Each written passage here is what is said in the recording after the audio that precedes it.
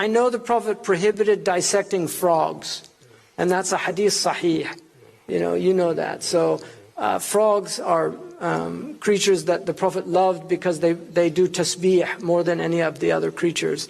But we know that al-fadl, al-mafdul yakhdum al-fadl. I mean, there's qawa'id in our usul that, if it's for the benefit of a higher order animal, then certain things are permissible. But generally, Muslims were very gentle with animals. They took great care of animals. They did not inflict suffering. The Prophet cursed those who took animals as an object of like target practice. That's obviously with no objective. And a man once came to him and said, "Inni la arhamu shaha an adbahaha." I feel mercy to the sheep that I can't even sacrifice it. He said, "You feel that?" And he said, "Yes." And he said, "Allah will show mercy to you." So the Prophet ﷺ was very gentle with animals. In the Sahih collection, Aisha mentions there was a wild animal in the house that used to run around, and when the Prophet came, it would just suddenly become still. And out of respect for the Prophet ﷺ. And he loved animals. And one of the things about Muslims, they should have pets. It's very important for your children to have pets. Pets are very important in households. The Prophet ﷺ's household had many pets. They grew up with animals. It teaches children how to care for sentient creatures, and it will give them compassion. When you don't have pets, people don't understand that animals are sentient. I mean, in Kitab al-Ilm, he complains about the fuqaha. There's too many fuqaha and not enough scientists. Yes. He actually makes that complaint. Now, unfortunately, we have a lot of scientists and very few fuqaha. So there's an argument that we need more fuqaha, because the Prophet said you're living in a time where the orators are few, but the fuqaha are many. And the time is coming when you'll have a lot of orators and few fuqaha. MashaAllah. And he also said, sallallahu alayhi wasallam, that you're living in a time where you don't have a lot of people that memorize the Quran, but you guard the hudud of the Quran, the limits. In other words, you obey the Quran. But a time is coming when they will guard the letters of the Quran, they'll memorize it, but they won't obey the teachings of the Quran. So that's one of the signs of the latter days. Ourselves from getting carried away in hedonistic way of life. Specifically too much gossip, for example, or music and entertainment. I think one of the most dangerous things now is the Western influences.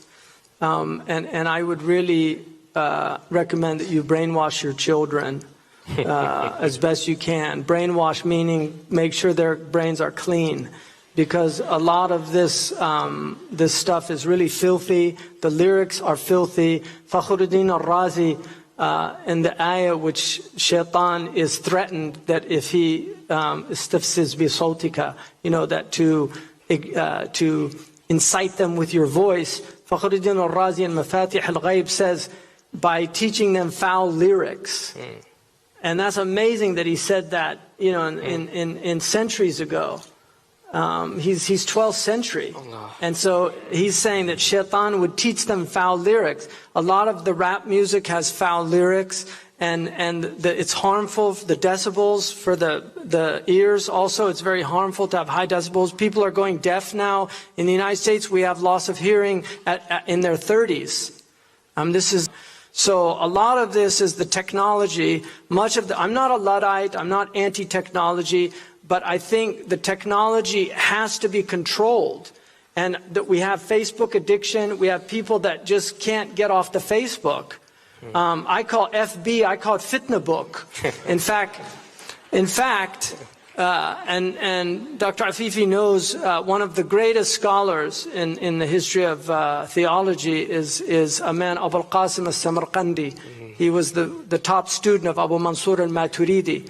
Imam al-Ghazali quotes him in one of his Nasiha books, where he says, تنشأ الفتنة كل الفتن تنشأ عن ثلاثة نفر.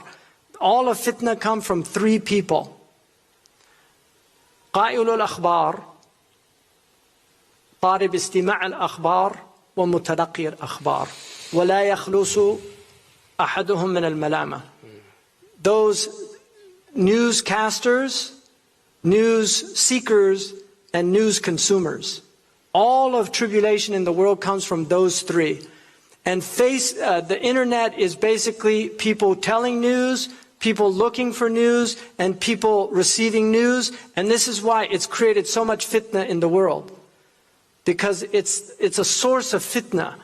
And people need to understand that this technology is new technology. And the Prophet, one of the signs, he said, Ibn Mas'ud radiallahu anhu, he said, he asked if the hour had signs. And the Prophet said, Ya Ibn Mas'ud, inna lisa'ati asharata. The hour has signs. And then he said, وَمِنْ أَشَرَاطِهَا أَن تُوَاصِلَ الْأَطْبَاقِ وَتُقْطَعِ الْأَرْحَامِ. He said that the atbaq would be continuous and the people would sever their kinship bonds. Now in the traditional tafsirs, they said it would mean they would eat one plate after another. When I read that hadith, it didn't convince me that that was the meaning. And I really believe that the meaning of that is muwasalat al-aqb. In North Africa, they call the satellite dish tabaq, which is a correct ta'reeb, because sahan is a flat dish. Tabaq is a curved dish, because it's made of tabaqat. And if you look at satellites, dishes, they have these tabaqat on them, atbaq. And the word in modern Arabic for satellite communications is muwasalat. So the very same word he used, that they will watch dishes. They will, tuwasal al-atbaq, the dishes will be continuous, their communication will be continuous. Min kulli hadabin yansilun. From every high place, the Yajuj and Majuj would come down. And hadab in Arabic means wave. Hadab al-mawj. In Lisan al-Arab, it's one of the meanings of wave. And so we've got these waves of fitan, of pornography, of filth, of foulness, and Muslims are drinking these things up. And in the book of Fitan, the Prophet ﷺ said in Sahih Muslim, he said, تُعْرَضَ عَلَى الْقُلُوبِ إِنَّ الْفِتْنَةَ سَتُعْرَضُ عَلَى الْقُلُوبِ كَالْحَصِيرِ. That all of the fitan, seductive things, will be exposed to the hearts. And then he said, like hasir, like a matrix. And again, the early ulama, they didn't understand what that meant. Because he says, udan, horizontal and vertical lines. If you look at all the satellite dishes, they're matrices. They look just like hasir mats. And now all these fitan are coming into the hearts. And the Prophet said that those hearts that drink it, they won't reject evil. Because your children are growing up accustomed to foulness. They'll think all of this is normal. Human beings have a fitrah. The Prophet said, how will you be when you ta'muruna bil munkar wa tunkiruna al ma'ruf? How will you be when you start commanding to evil and forbidding good? That this is what happens when people drink this stuff up. And the Prophet said that their hearts will become black and dark. And you can see this. What kind of sick society would build games for children where you kill people to get rewards? What kind of a sick society? That's a society that thrives on war. That's a society that its number one business is armaments manufacturing. It's a society that wants to spread strife in the world. And our society we're called Darus Salam, the abode of peace. Allah calls to the abode of peace. And that's why we should the young people have to understand what's happening to them. They have to understand what these things really mean. They're wasting your time. Shaitan is the great time waster. He steals your time. And then before you know it, you're dead and your life is over and you're unprepared to go into the next dimension. Allah, mashallah. As societies become more primitive, as they go back and revert to primitive behavior, they wear less and less clothes. This is what happens. The more civilized they are, the more clothes they put on. Because it's basic human decency and modesty. This is what the religions taught. Aboriginal peoples they live in tribal cultures that have very strong taboos that prevent them from fornicating with each other. And that's why Margaret Mead, all of that crap she wrote in her book it was all made up stuff. And that's been proven. Aboriginal peoples they rarely fall into fornication. They have taboos that are very strict in their societies. They have a primitive fitrah that prevents them from doing this. that fornication, when you have societies where people begin to disrobe, you get more and more of the sexual deviancy. This is simply a fact of life. When you get sexual deviancy, you get venereal diseases. You get venereal diseases, you start getting birth defects, cervical cancers, oral cancers, and these diseases, many of them are not treatable. And this is simply a fact. HPV virus is not treatable. So you get HPV, the genital warts are a permanent effect of sexual profligacy. The Sharia is to protect you. There's nothing in the Sharia that Allah gave us that isn't to protect you. It is there to protect us from our own selves. If we obey it, we're safe. If we disobey it, we expose ourselves to great harm. This is simply a fact. And any society that goes against these facts, you see the results of that society. So I would say in this culture, you're a modest culture. Haya is part of your tradition. The urf is very important.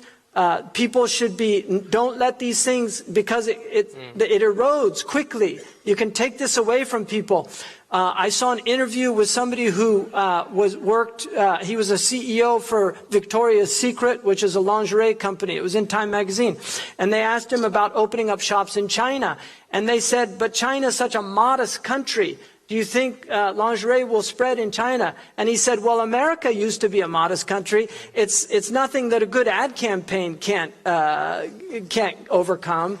And this is their understanding. They know how humans are. As you get used to seeing things, the Arabs say, "Zabali ta'ud az-zubala," that the man cleaning up the horse crap gets used to the stench of the horse crap.